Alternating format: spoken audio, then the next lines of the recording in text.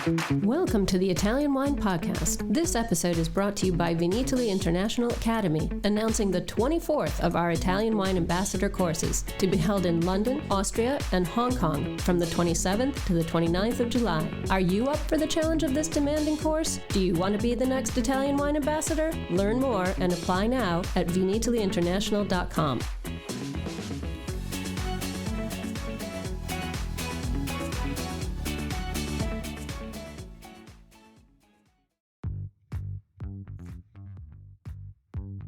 Welcome to this special Italian Wine Podcast broadcast. This episode is a recording off Clubhouse, the popular drop-in audio chat. This Clubhouse session was taken from the Wine Business Club and Italian Wine Club.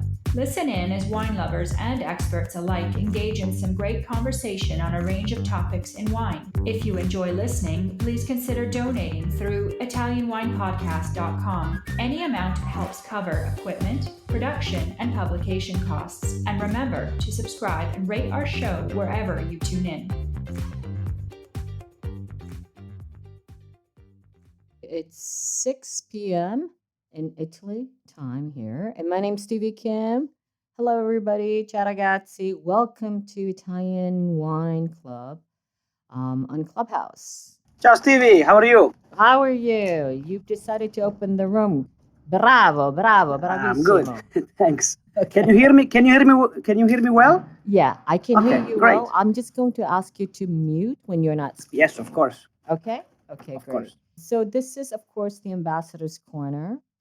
Today, it is the fireside chat with Enrico Rivetto, and our moderator is Scott Thomas. Ciao, Scott. Ciao, Stevie. How are you? I'm super great. How you doing? Listen, Scott, where are you based? I'm a little confused. Are you in Piemonte or are you in Denver or where are you? I am in Denver. I spent 2 years in Piemonte. Aha. From October of 18 through essentially December of 20. I am in Colorado. Oh, okay. I was a little bit confused. What were you doing in Piemonte? I was studying at the Slow Food University of Gastronomic Sciences in Pollenzo. They have a master's program in wine culture and communication. My wife and I essentially sold all of our belongings and both moved there, and we were in parallel programs at the same time. So she's in the food side of things. What were you doing before? Working for a wine distributor in Colorado.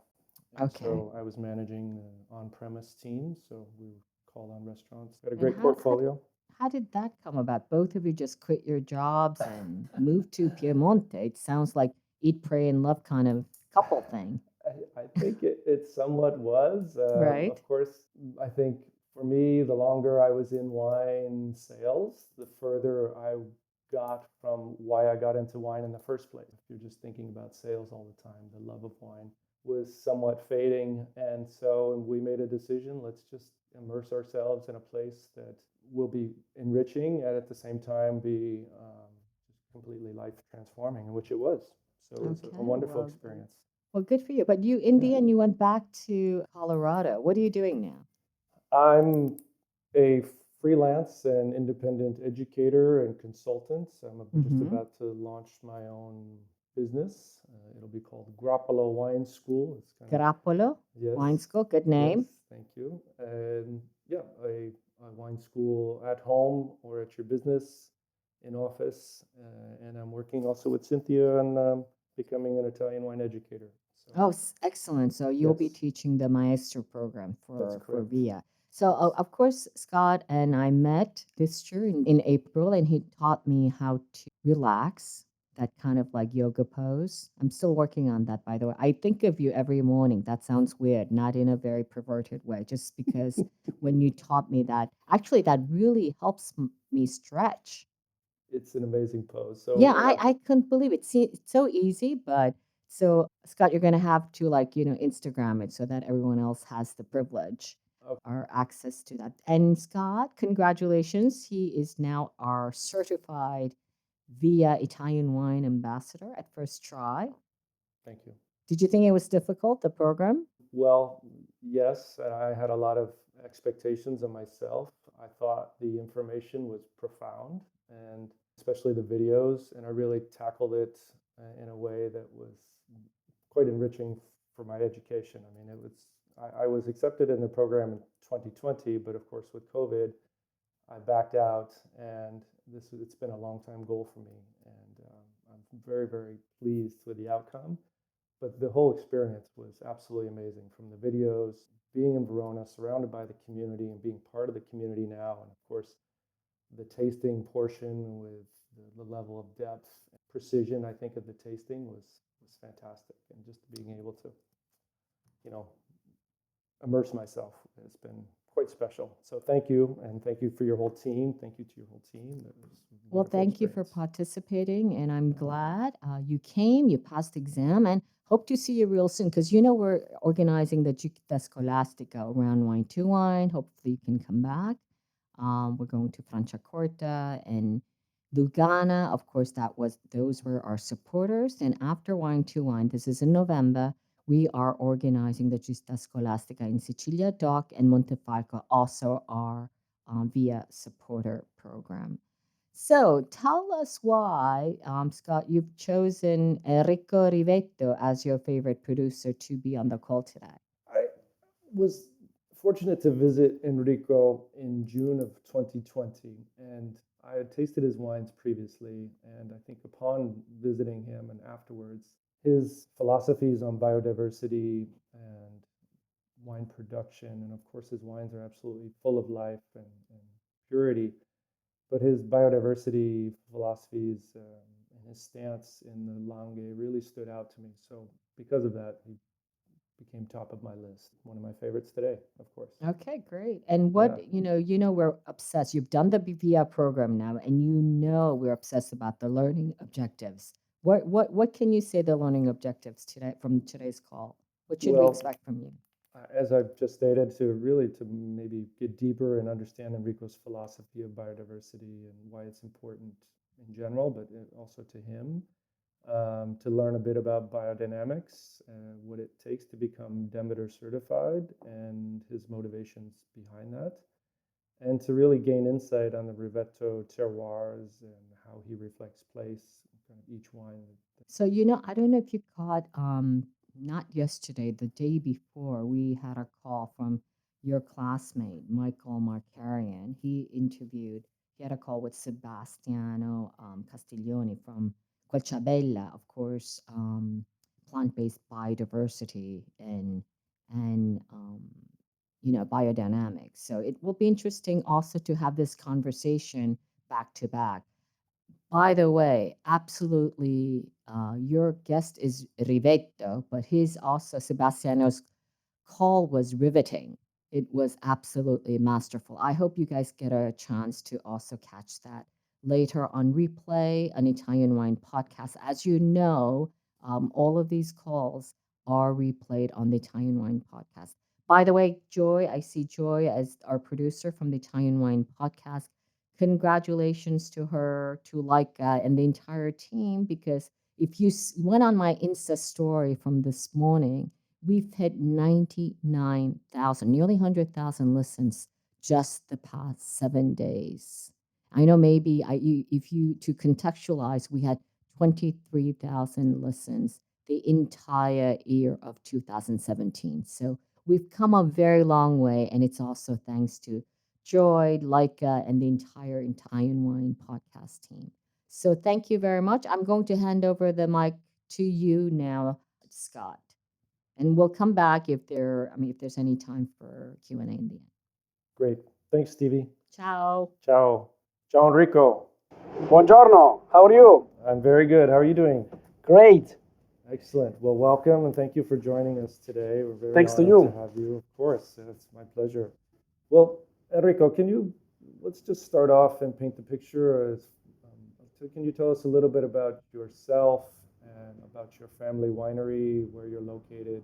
Okay, so I'm located in Piemonte, in between Serralunga d'Alba and Sinio, two small villages in the Langhe Hills. I'm the fourth generation of winemaker of my family, because we started in the 1902, the winery. But in the In the recent years, starting from 2009, I started I don't know if you can call a path, a walk, who I completely changed my vision, and I started to destroy some, way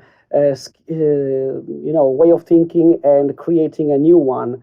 As Stevie said before, you had some guests in the previous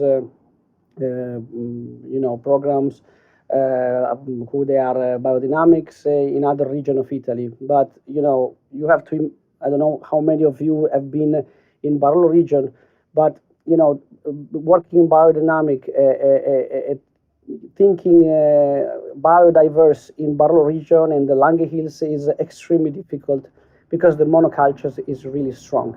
But maybe we can talk later about that.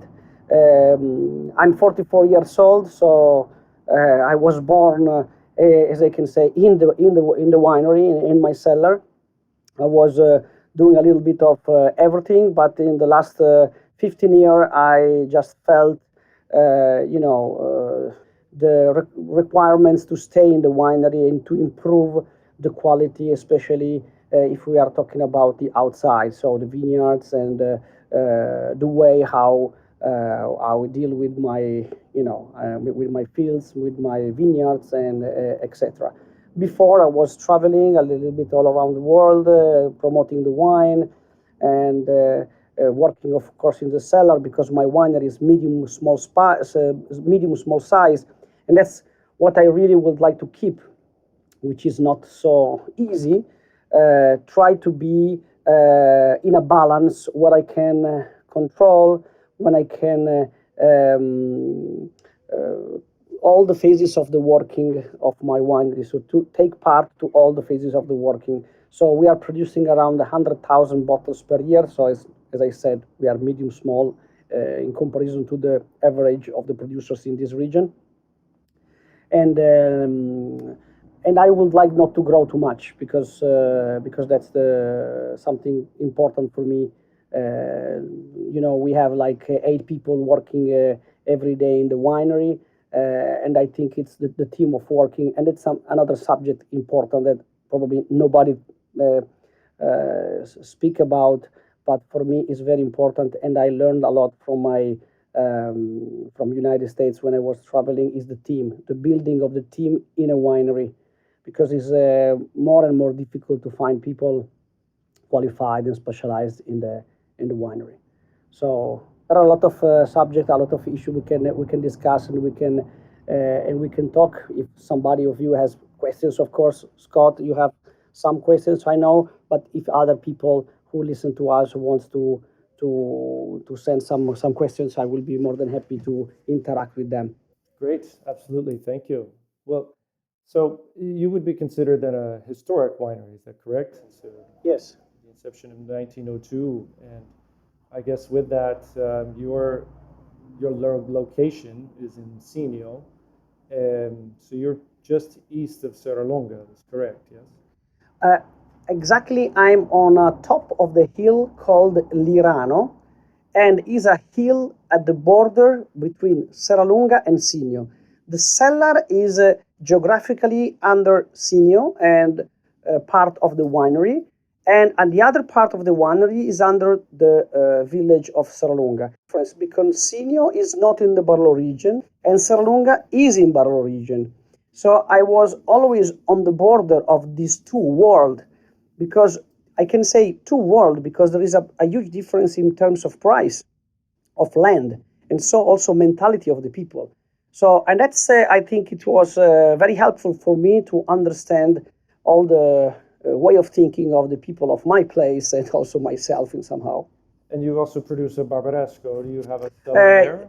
no, Barbaresco is a very small production. I have a organic supplier who supply me a very small quantity of Nebbiolo from Barbaresco, but it's really represent like 7% of the production. I was thinking in the past to enlarge in Barbaresco, but the problem is that also there the prices are also increasing, and it's very difficult to find organic supplier, and especially biodynamic, because as you said, we are the only one Demeter certified biodynamic in Barolo region, and we are very happy to reach this level of certification. Even if I'm not a great fan of certification, but it was very useful for me to attest paths, one walk to this direction. Yes, and I would love to touch on the certification and certification process maybe in a little bit. And Okay. So describe to me then the Lurano Hill. You're looking up to Serralunga from where you are. Would you describe the terroir as a continuation of Serralunga d'Alba in that sense, with the same soil formation, sort of alien of origin? Yeah, Lirano Hill is always been considered under a part of Serralunga, but for some strange reason of the past, it was half of them under the other village, because at that time I'm talking about during the wars. There was not a big difference in price of the land between one village and the other village. So I heard some old people that my grandfather was changing the city hall property of city hall because they were paying me less taxes under senior. But I mean, that's something that I heard from old people. Maybe it's true. But under the point of view of geological point of view, is exactly the same like Serralunga. So we have a soil very rich of clay, calcium carbonate, um, uh, and is a part of Barolo considered one of the climatically colder part. The southeast part of Barolo region, especially this part of Serralunga, it was always considered the colder part. And with this changement of climate, I have to tell you the truth, we were gaining something.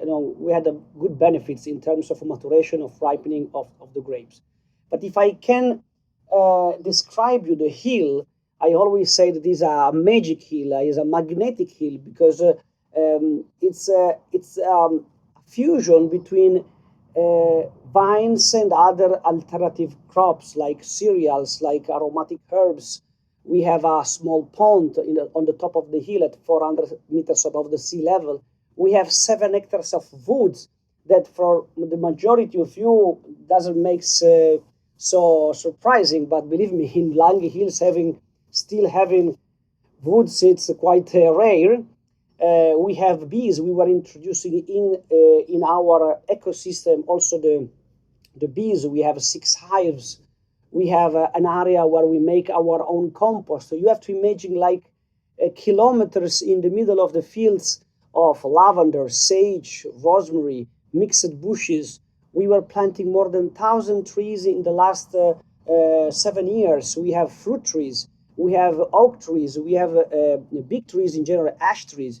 So this is the idea to rebalance a winery, rebalance one hill, and trying to build one system where the main element are vineyards, but they are not the only one element. So I try to give you an idea, to try to describe how it looks my winery. And today there is a blooming everywhere. If you take a look of my Instagram page, I try to post as more pictures as possible of the beauty of this period of the year, because it's really, really exciting. And I have to tell you the truth, when you are working, and that's coming back, and I'm sorry if we go on another subject, but for me it's very important. When somebody is working in my winery, like the everyday worker that every day they are going to work in the vineyards, it's different if I go to work every day in a normal vineyard and every day in one vineyard where you have butterflies crossing you, you have bees everywhere, you have colors, you have perfumes. So it's an experience every time you walk into the vineyards and you go to work. And believe me, you work in a different way. It is a beautiful place, and because I was fortunate to visit, I think it strikes me of how much biodiversity you actually have on your property. I think 15 hectares of hazelnuts. You mentioned the woods, all of the herbs and flowers and bees, and You were known for even ripping up vines to plant these, the system of biodiversity and work on the ecology. And it's living there myself. It's evident that the production of wine in the area is very monoculture. And you said something to me that was quite powerful in the sense that when we were up on your viewpoint, you have on top of your winery, and you said when you look around here, this is a commonplace in, let's say, Tuscany, with the amount of biodiversity, with the woods and the flowers and fruits, and yet in Piemonte, so the southern Piedmont especially, it seems to be less common. And so that really stuck with me in the sense that you were working towards this goal to achieve something greater. It's beyond wine at this point. It's really taking care of the land. So bravo is what I would have to say. I try to take care of myself, first of all, because I always say that what I was building outside is what I try to build inside. So first, I have to ask myself many questions and change my way of thinking. And in this way, I can change also what is outside. So that's, I think, was the main issue. So you're now the only Demeter certified biodynamic producer in the Langhe. And when did you begin that conversion, and when did you receive it? And were you organic prior to that, or was it just one massive switch in your mind and a movement towards the certification? The certification, you have to be organic to be certified Demeter anyway. So you need to have the certification organic first, and after you can apply for the Demeter certification. At the beginning, I was not very happy to start with this certification process, because there are a lot of bureaucracy, and in Italy there is a lot of bureaucracy every day, and so I would have liked to have less. But at the same time, I realized that everything what we were doing, we were really doing a lot of things, and there is no way to attest in other way than make this a very difficult and certification, which is, I think, one of the most complicated also to obtain, because I've seen many winery who are working biodynamic in a very serious way, and they are not certified. But at the same time, there are many people who are make a confusion between organic and biodynamic. Everybody say I'm biodynamic because it's trendy. So I was a little bit upset, and also the fact that I'm in a very conservative a conservative region in classic.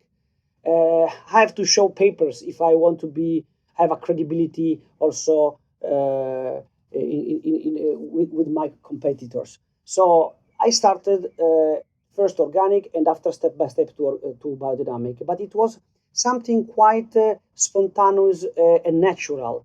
I was not starting in 2009 to say I would like to become biodynamic. I just said I would like to change the way of thinking in my winery. And I started to meet people, meet growers which are not in the wine business, potato growers, tomato growers, wheat producers, and I realized that I had a privilege of make Barolo, a privilege of pour a magic liquid in a glass, and the people listen to you. And I met people who they were working 10 times more than what I work, and they are not considered biodynamic wheat producers. They are marvelous, but nobody talk about them. Producing of potatoes, nobody talk about them. So I was really impressed about how they are humble, and how they believe in what they do, and they really stop to some job where they earning a lot of money to change their life, to grow some vegetables. So I was having some influence by them, and I always remember a guy who gave me like diamond in their hands to me. They offered to me after one biodynamic course and said, "Hey, take with you these seeds of all varieties of Italian wheat, sow in your winery." And I said, "Yes, of course." I didn't know where to grow because I had all my surface occupied by vineyards. So, but he gave me in such a sincere and pure way that I couldn't say no. And so I started to be influenced by people who are not in the wine business. And I tried to make a fusion of these two worlds and rebuilding one system, rebuilding one ecosystem that 100 years ago was normal here. And I used the privilege of making Barolo and have the chance to talk to you today, that each element is like you are in the team. It's important to have a defense, the goalkeeper, the in attack. It's important also the guy who is in the bench and is entering at 5 minutes at the end and he's scored the right goal. So the winery is a team, and we need all the elements. But of course, the vineyards is the most important because it generates incomes. Of course, that's an inspiring story, and I remember you have, I mean, you have donkeys on your property. I mean, you full on commitment, and you said something to me that was again very powerful in the sense that once you achieve the certification, you don't have the luxury to take shortcuts, and you are held to a very high standard.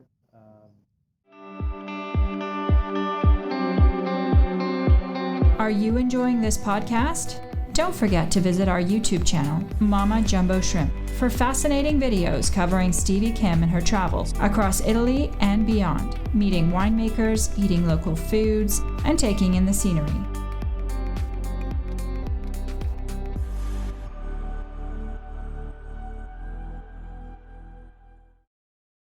Yes, I give you some example. For example, you mentioned animals. You need to have animals you will like to be certified Demeter. And at the beginning for me, it was like, I never had animals. I have dogs, but it doesn't count. So I need to have something, like cows, like horses, like sheep, etc. And that makes you need to have the space for them. And in Barolo and in Lange Hills, space it costs. So it's always a question of each square centimeter is very expensive here. So I started to change this mentality that I will put a sacrifice of 5% of my land and reinvest in environment. I reinvest in my winery under another form, because I can be rich today and make some money or €1,000 for this vineyard, but can be rich because I produce my own flour from my own wheat, or I can have my sauce made from my tomatoes, or my jam that I produce from my heap process. That's an example. And the limit of Demeter, it's really strict. For example, copper. The copper, I have the half of the limit of organic wineries. And believe me, that's the element that most of the producer, they run away from the certification because stay below 3 kilo per hectares of copper, it's extremely difficult. But I took all my team and I said, and that's I learned from United States mentality. We raise the bar. We are a barrel producer. We are a leader, and we have to act like a leader. So the minimum we can do is to take this risk, because we can take. We have the money to afford also to calculate the risk. So it's the minimum we can do. And so we tried to know better our vineyard, to divide one vineyard to another vineyard, to giving less copper, because we know that there it's more windy, and so we have less problem of mildew. We started to use propolis, starting to use aromatic herb, essential oils who comes from the aromatic herbs we have. For example, the essential oil of orange is it's working extremely well. So we are decreasing the quantity of copper year after year. We are also helped we have to be also helped by the climate, of course. But there are more than 4 years that we are saying always below the 3 kilo per hectares, 2.5, 2.7, but we are below. And that's something that is a motivation also for the people who are working in my winery. Another thing of the Denmark certification, you need to have a minimum of biodiversity in the winery, but this one is something that I already had. you need to have cereals, you need to have a minimum quantity of wood. We have 3 donkeys because we have 15 hectares of vineyards, so we need to have or 2 cows or 3 donkeys or 120 chickens. But it's too much for me. So just to give you an idea of the limits that Demeter certification it gives. It doesn't mean that I love the certification also because there is a cost behind that, but I think is something that in this moment is helpful to raise the bar. And another thing that I would like to say is that biodynamic is something that's arrived after, because I think the biodynamic is the best instrument, the best tools to have to cultivate and having an agriculture who put the focus on the how your soil is alive. We need to have soil alive, and the biodynamic is the only one practice that helped me to have more microorganisms and more life in the soil. So would you describe your land now is different, that energy is different than it was prior to you practicing biodynamics? Yes, You saw I was change? different. I was different. And automatically also the winery is different and the soil is different. And every year I have the university, because when I started to do this kind of crazy things, the University of Turin, they come to visit me and say, we can, come and count the number of butterflies, the number of worms, the number of bees or insects you have. You say, of course, you are welcome. And in the meantime, I try to go with them and learn. And of course, there is a changement. There is a changement that you feel, which is the most important thing. But we are living in one world that you have to always scientifically show to the world that you were following one scheme. Come si dice? Scheme. And that's something that we feel more safe on that. But it's enough that you feel good and you feel the changement, I think. Well, then switching the conversation maybe to the land, the hectarage that you own or you manage outside of the Lorano Hills. So Bricolina, for instance, is an MGA, is a crew in the southern part of Serralunga, is also biodynamically farmed, but it's also a space that is on fractional ownership where there are multiple producers in the same space. And so you're farming biodynamically and perhaps your neighbor is not. Is that correct?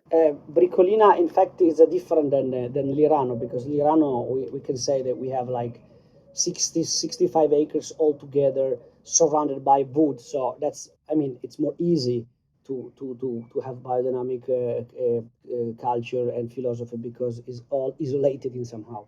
Bricolina is in the middle of everybody. So the way I started to do is, first of all, the Bricolina, I have a half hectare, which is our most important crew. We work all by hand, so we are not going with tractors in this vineyard.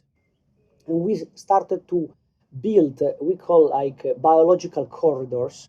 There are just lavender mixed bushes that we put on the border of the vineyard. And the fact that we are not going with tractors, we have more space that we save for these bushes, for example.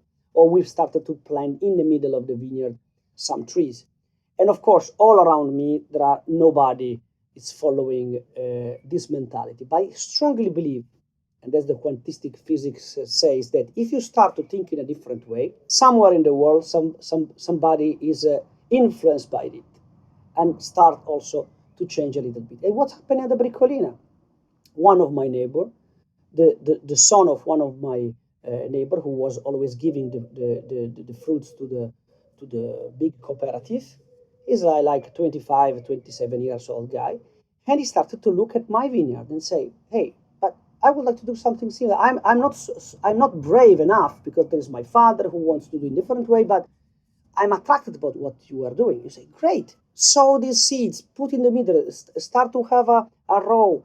And that started other 2 hectares of Bricolina will be in the short terms with with more flowers, with more, let's say, biodynamic step by step. Who is going to the biodynamic also organic? So I think is a contagious way to work, but somebody has to start, and I have never had doubt on that. And with your work towards biodynamics here, especially, how have you seen this wine change? I mean, what are the effects on Bricolina, especially being the most important crew that you have? The changement, I can tell you, consider that I forget to answer to your previous question. I started all this changement in 2009, and I had the first vintage certified biodynamic in 2019. Okay, so it takes quite a long time, even if I was quite fast. The changement, I can tell you, the real changement will be in the next 10 years. So it takes at least 20 years because the time of the nature and the time of the soil is not like our time that we wish to have. But what I've seen, first of all, are the grass in the vineyards. So the spontaneous grass are increasing. The soil is more soft. The vineyards are more stronger because if we put the vineyards in a condition of less stress, because we are producing our own compost, so every year we are using the same organic substances produced, 90% of the same organic substances produced in the winery. And if my roots are feeling better and are less stressed, I have a grape stronger. And I have a healthier grape. And when I vinificate, I have more and a better quality yeasts on the skins, and I have a better fermentation. And even if they are going slower, but they never stop. That's happened last year because it was a very difficult fermentation last year because they were very slow, but they never stopped, and that's very important. The changement in the wine, I can tell you. Okay, the digestion of my wine that's much more easier, also because the sulfites are very low. We are below 60 milligram per liter. Anyway, we talk later about the vinification and so on. But anyway, the changement in the vineyard, in the wines, I can say they are wine more balanced in considering that in the last 10-15 years we have different vintages, more extreme weather, more hot, more dry. And the biodynamic, I strongly believe, and I can see every year, it's getting smoother, this changement. It's like is a kind of having softer the extreme. I don't know if it's correct in English, this sentence, but I hope you understand. So you're able to achieve more balance. And so during the hot vintages, you do not have huge spikes of sugar or ripeness levels, and you're able to maintain the acidity. It's more acidity. It's more acidity than sugar. Sugar, unfortunately, is always very high in the last years, but not so much for the Nebbiolo, because the Nebbiolo is a grape variety who is fantastic also for this reason, because when it's too much, the Nebbiolo is regulating himself and stop to select sugar. The Barbera is exactly the opposite. The Barbera has no limits, can go tons of synthesization of sugar. It's become a problem more on the Barbera than Nebbiolo. And do you have any issues with like Flavescenza Dore? It's disaster. Yeah. For the Barbera, of course, because Nebbiolo, it's resistant, or I could say it's practically zero attacked by the Flavescenza Dorata. Barbera, like Arnais, like Chardonnay, are really affected. Is biodynamics help with the treatment of that, or is there one of the 500? Not so much. But with the biodynamic studies, I try to make some theory about this sickness. Then scientists they cannot understand what's going on, and with biodynamic we could understand, but there are hypotheses, of course. Why only some grape variety than other? I think is strictly connected with the sun. All the grape variety affected have a reactive sensibility to the sun, and the sun is changed, and some trees and some varieties are more sensitive on that. And Barbera is one of these. The immunitary system is going down, and the virus is getting stronger on this variety. But this is my theory, of course, is not supported by any scientific test. Well, it's interesting to understand there is no treatment at this point, and some vineyards are being heavily affected by it, especially Barbera, as you said.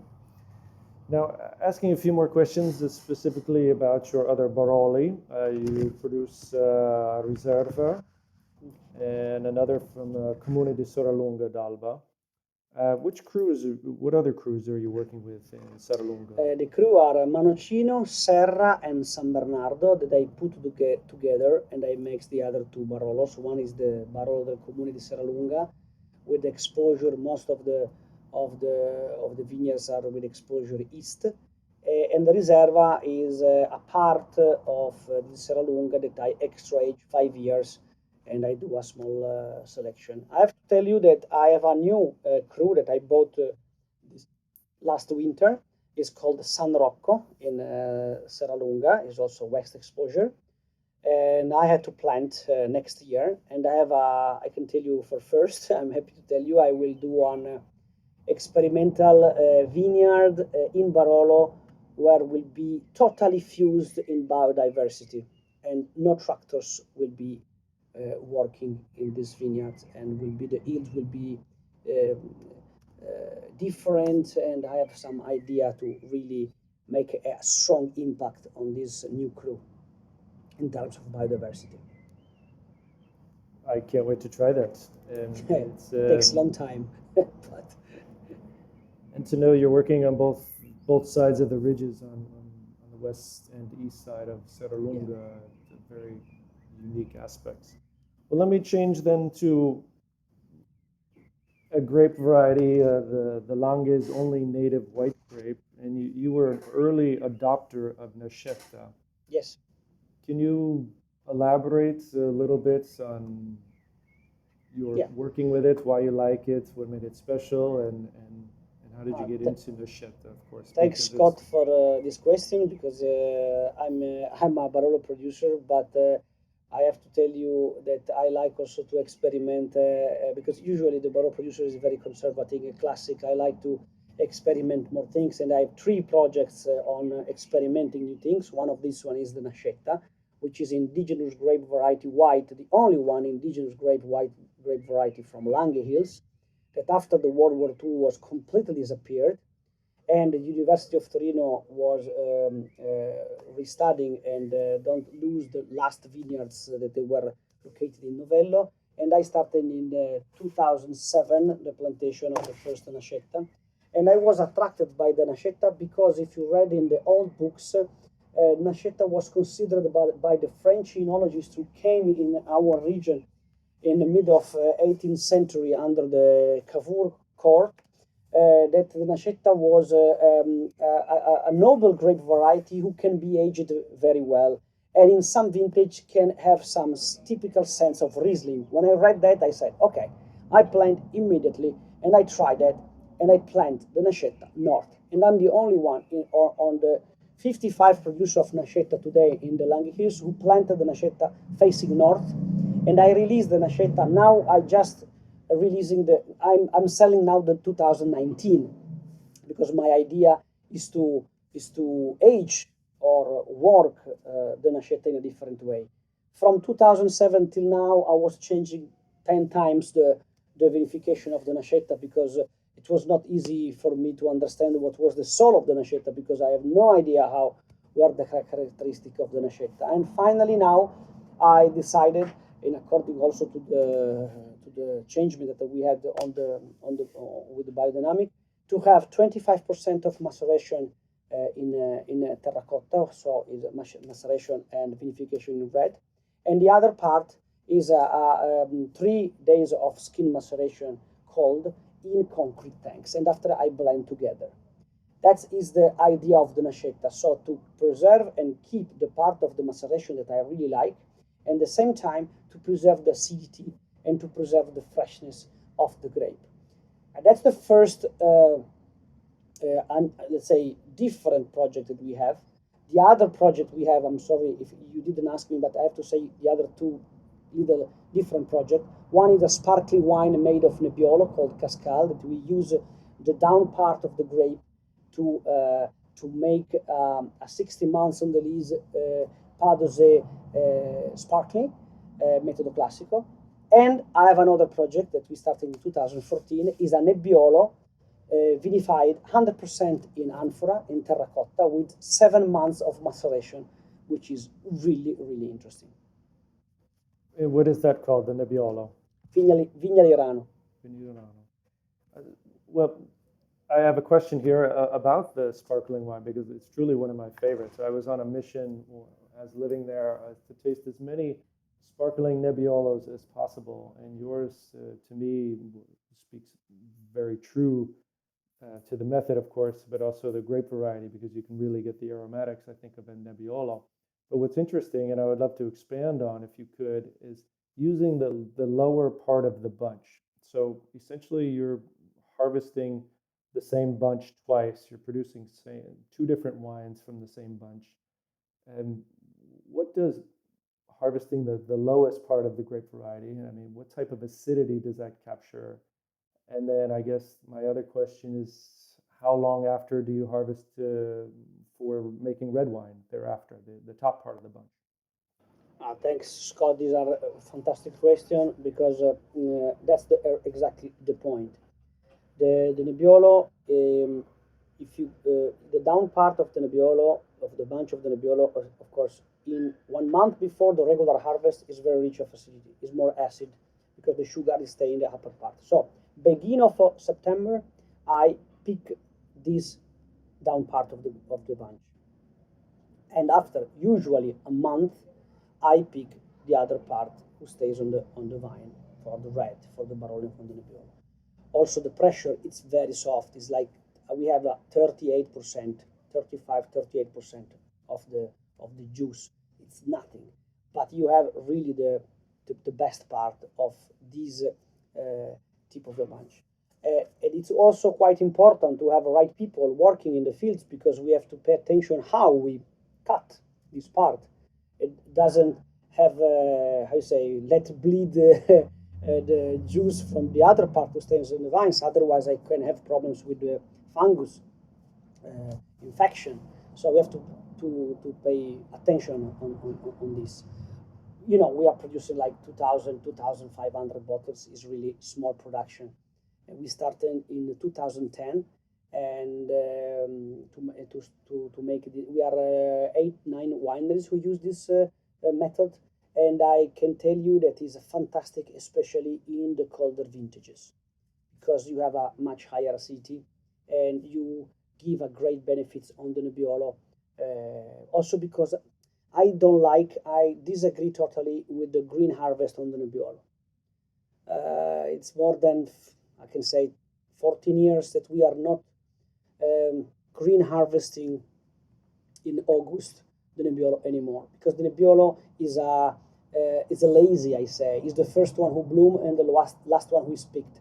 The vegetative cycle of the Nebbiolo is quite long, and so we have to, if we follow the nature of the Nebbiolo, we cannot traumatize the wine. We cannot anticipate the harvest, even if there are less risk if I anticipate.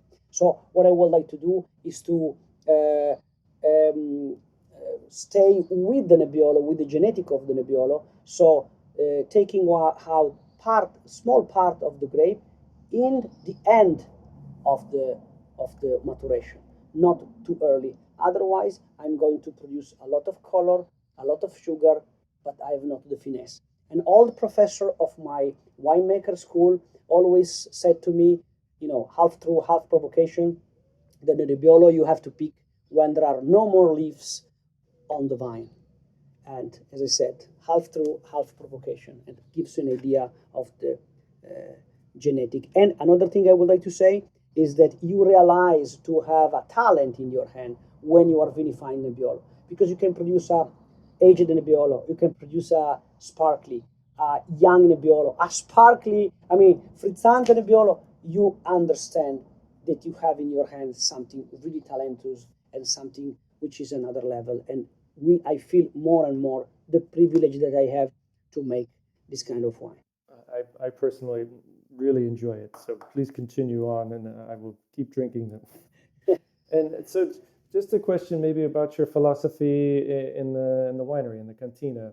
I know you're using a various mix of barrels in various origins, with Hungarian, even Swiss barrels, and amphora. What guides you in the winery? First of all, you have to consider that in the cellar, the changement with biodynamic was less traumatic than in the vineyards, because we were already quite respectful in the cellar. But anyway, it was also a changement because we can't use almost anything. Just a gel bentonite for clarification, and sulfites we have to stay below 85 milligram per liters of sulfites, but for all my wines we are staying below 60. We do one filtration, a very light filtration before bottling. So this is also something, and my formation is winemaker, so I was enologist here in Alba, I was graduated over here.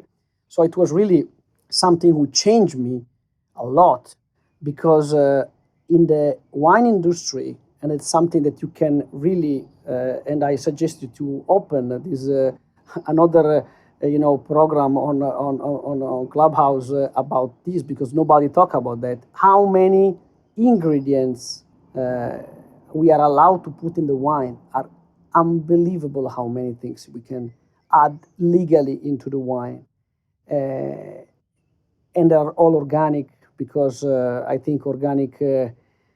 It's not anymore something I think serious, because everything is organic now, from the chips to the Arabic rubber to the tannins added. There are a lot of things that the wine producer can add into the wine, which are really, really, I think, bad. And you realize that if you can't use all these things, you really understand who is a really good winemaker. But I don't want to be polemic on that things, but just ask to yourself, why is the only one beverage and food that is not allowed to put ingredients on the back label? You can ask yourself why the wine is the only one who is not forced to put ingredients on the back. Anyway, apart of this, we use Slavonian oak, we use Hungarian oak, we use 15 hectoliters, 30 hectoliters, 60 hectoliters. We have also some French oak barrel, but not new for the Barbera. We have vinification vats made of, the form is like a pyramid of concrete. We have, of course, we still have steel, because we still have a lot of steel tanks, but I try to use less as possible, because we realize also there is a lot of oxido reduction power on this container. So I think also in the cellar many things will change in the future, using more natural containers. We, of course, fermentation are all with indigenous yeast. We are working also to use indigenous yeast for the sparkling, for the secondary fermentation in the bottle, freezing the yeast of the Barolo, but that's another story. But generally speaking, we try to, with the fact that we are working biodynamic, and if the vintage is normal, we start from a really high level when we have to work in the cellar. And as I said, also the filtration before the bottling is not so strong, because we need to have a filtration, because we sell wines abroad, everywhere in the world. So I would like also to be sure that we don't have a piece of wood or piece of glasses going in the bottle. So I don't want to be so extreme in that sense. Well, thank you for doing that. um, but I think the conversation, and I think it's a whole nother program.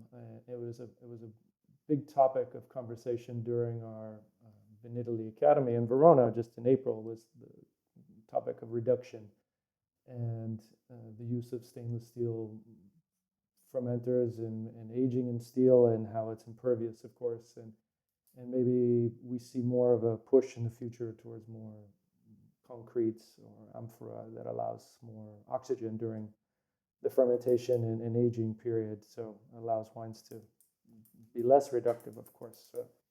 But I digress. I have one last question before we turn it back to Stevie. Can people come visit your winery? Of course they can. It's it's the one of the most important parts because today I was trying to explain and hope to give you some impression about my winery. But of course, if you come and visit and see with your eyes, it's completely another feeling, of course. Yeah, I can attest to that. When I stepped foot on the property, you know instantly that you're working very hard to promote biodiversity, and you and your family were gracious hosts. So I encourage everybody, if you are in the Langhe, just take a just take a tiny detour outside of the Barolo region, 5 minutes away from Serralunga d'Alba, and visit your property.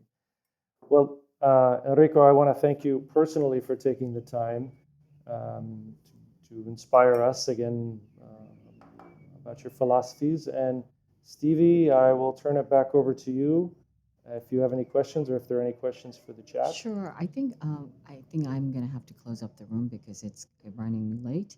But Enrico, just one quick question: How you as a small, it's a more market question, but you as a small, relatively small producer, how did you cope with the pandemic period, and how has your business model changed? I guess actually that would need a lot more time, but can you share us just No, I will something? be.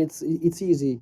During the pandemic, in general, for the wine of this region, there was an increasing of demand because especially in the more educated market, with the collectors, with people who were at home drinking, they were choosing wine that they know. And Barolo and the winery from my region, they had a great benefit of that. So we are short in wine. We still have a lot of demand, thank God. And I can say the pandemic was good for us in the sense of sales. Of course, the restaurant, not the restaurant or not the importer or the market who are focused more on the restaurant. For example, New York was a disaster, but other markets with the people like north of Europe, like Texas or other market where they have stores, etc., they were booming. That's fantastic. I feel like before you were like in autostrada, and now you're like, I hear the birds chirping in the background. Yeah, no, no, because everything is planned, Stevie. I Oh, have I okay. have a microphone with fake birds for you. You're right, exactly. Leica, I'm gonna bring up Leica, our clubhouse manager. Leica, so who's up next? Okay, so next is on May 26th. So we're going to come back with Anna Obohovskaya because this has been postponed for a while. So she's going to interview Pierangelo Tomasi. So Okay, that one. fantastic. So is that next Thursday? Yeah, that's gonna be for the next Thursday. Okay, I am not sure I will be attending because I think I might be in Montefalco. We'll see. Alrighty, Okay. so thank you so much, Enrico. I hope to see you soon. And Scott, great modding. I mean, it's. I love the Ambassador's Corner because we can do the deep dive, and you got pretty geeky on me. It was fantastic. Grazie mille. Thanks for this opportunity, Stevie. Grazie, Okay, and Stevie. so Grazie, Scott. Thanks to everybody. grazie course. Enrico. And remember to the replay is on Italian Wine Podcast, and If you like to rate our podcast, subscribe, that would be fantastic. See you soon, everybody. Ciao ragazzi. Ciao. Arrivederci. Ciao ciao. Sniff, sniff, sip, sip, and sip. Once again, here we go. Thanks for listening to this episode of Italian Wine Podcast, brought to you by Vinitaly Academy, home of the gold standard of Italian wine education. Do you want to be the next ambassador? Apply online at vinitalyinternational.com for courses in London, Austria, and Hong Kong, the 27th to the 29th of July. Remember to subscribe and like Italian Wine Podcast, and catch us on SoundCloud, Spotify, and wherever you get your pods. You can also find our entire back catalog of episodes at ItalianWinePodcast.com.